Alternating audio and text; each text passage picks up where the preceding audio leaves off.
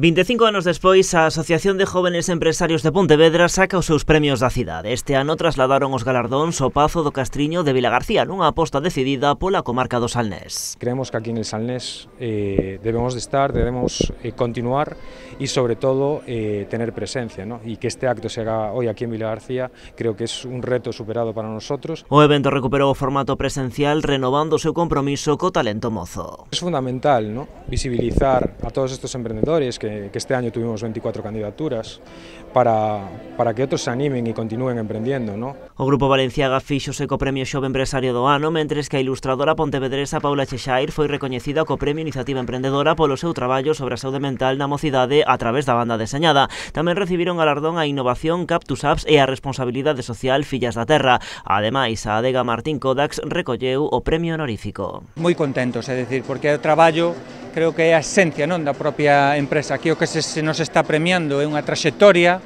de emprendemento que efectivamente, non, que está avalada pola cantidade de socios que no seu momento iniciaron este proxecto de bodega. A gala asistiu a subdelegada do Goberno en Pontevedra, tamén o vicepresidente da Xunta e o presidente da Confederación de Empresarios de Pontevedra. Alfonso Rueda e Jorge Cebreiros aproveitaron para poñer en valor o traballo dos emprendedores, en especial nestes 2 anos de pandemia. Os emprendedores máis jóvenes que aguantaran, resistiran e arrinquen con forza outra vez e con moitísimos proxectos de cara a todo este escenario que se abre, creo que é fundamental, había que estar apoiando e a potencia de AGE que se leva moitos anos se volve a ver agora cando máis falta facía. Necesitamos el relevo generacional, necesitamos el compromiso, la ilusión, la fuerza de los jóvenes y más en unos años tan complicados como estos 2 últimos que hemos vivido. O acto tamén contou con referencias aos 25 anos de historia dos Premios Xove Empresario, uns galardóns que poñen nome a apelidos o mellor talento da contorna. Creo que é un premio consolidado, un premio recoñecido a nivel nacional,